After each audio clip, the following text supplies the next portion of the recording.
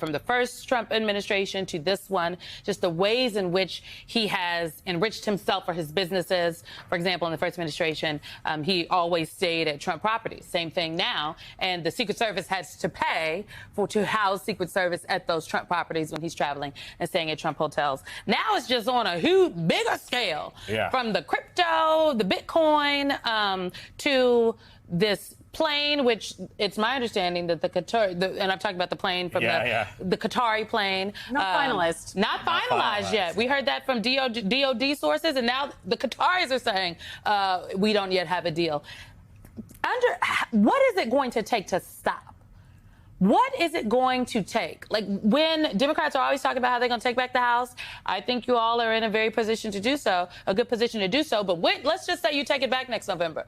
What are y'all going to do? Because it's not going to be enough to put out a strongly worded statement and send a letter. Yeah, absolutely. I mean, again, the corruption is something that should be bipartisan. We should be calling it out every step of the way.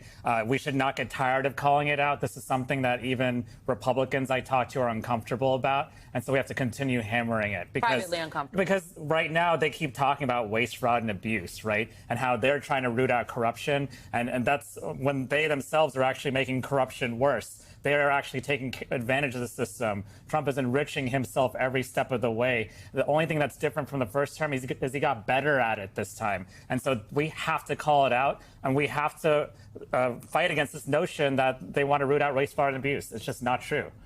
A big part of the handicap that you have as a member of Congress, aside from the fact you're in the minority and you have a majority that, quite frankly, don't give a damn about any of this. Right? Trump can do whatever he wants. They're not going to respond.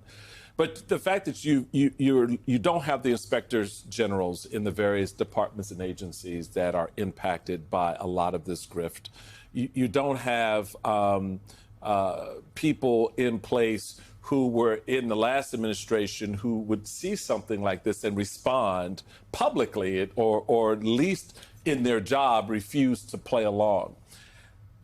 How do you now, as part of oversight, and, you know, it's a long way between now and next November when the likelihood of a change could occur, do you level up some degree of enforcement or oversight with teeth, given the way the numbers work against you in the House?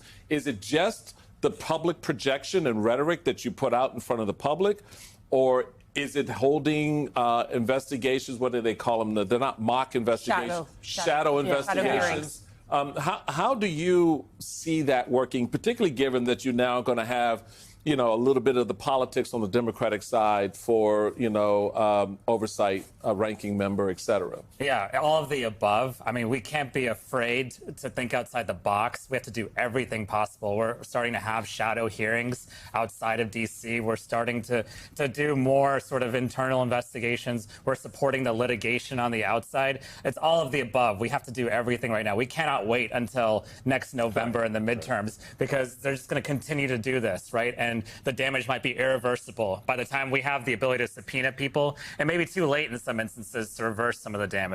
So we just have to continue to be aggressive right now. And what I've done is simply say, if I can help in any way, if I need to be at a protest, if I need to be at a hearing, if I need to come up with a hearing, let's do it all, because this is something that even Republicans are uncomfortable with. We have to continue to make them uncomfortable. A big part of the discourse right now within the Democratic Party is what is going to be required of Democratic leadership. And while you're seeing that play out for sort of the party at large, you're also seeing it play out in these committees. You have Robert Garcia, one of your colleagues, who has formally announced his candidacy to be ranking member on House Oversight Committee.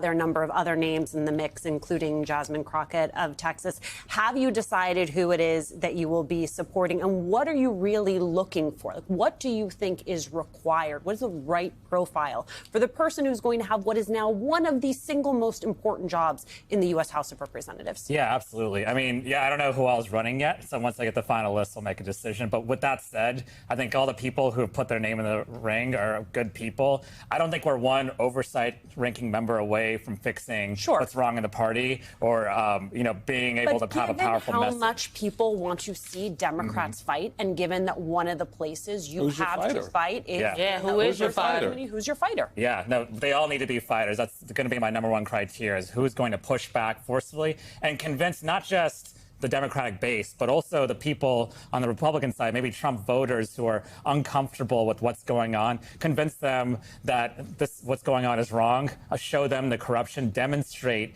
that we can be a good alternative to them as well. That's just as important. A lot of us are in swing districts, right? I'm in one that's a swingier district. And so it's not just about playing to the very deep blue Democratic seats. It's also about convincing all of the American people that what's going on is wrong. Well, let's talk about part of that then. Let's talk about Elon Musk. You know, I've seen a lot of headlines, Congressman, over the last 24 hours. Elon Musk's exit. He is leaving Washington. But I think that Elon Musk is just finished. I have not heard a lot of Democratic elected officials talk about the data. Elon Musk and his Doge peeps, if you will, they installed servers within the White House complex. They were integral within the Office of Presidential Personnel, which has tentacles out into every single agency. They have inroads into every single agency now. Doge was in there. And he didn't take those servers with him. The servers, I don't think, have left the White House. And so what are Democrats going to do about the data? Are you all going to follow up on this? What's your take on Elon Musk's being done? Because I just think he's finished. He's just finished what he was doing. Actually, he's finished. He's not done because they've still got the data. Yeah, I heard he's on some image repair tour. I think the best way for him to repair his image is to reverse all the damage he did to our government, to the American people. And yeah, those servers are a big issue. We want to continue to investigate that. And certainly, I think some crimes may have been committed over the past 3 or 4 months, and they are going to come to light. One way or another, we're going to come to light, even if it takes us getting into power again. But we will subpoena people and find out. But in the meantime, we can't wait, right? We don't know what kind of damage is happening already. And so, yeah, you might be right. But I'll say that, again, even Elon Musk, he's going back to these industries, right? EVs have been attacked by Republicans. Space, they're cutting NASA. Like, he's even done damage to his own industries without realizing it, right? I guess he's been trying to get all these contracts for himself. But we as Democrats need to tell the story to everyone that what's happening is damaging every single American. And that's what I want out of our party right now. And we're starting to do it more, I think. Did you hear that from the farmers today? What did they talk about? I know you were with the farmers are great, yeah. Although they're worried right now about what's going on, what's happening in D.C. and what Republicans are doing. Medicaid cuts, tariffs are affecting farmers, many of whom voted for Trump as well. The farmers are paying attention, y'all.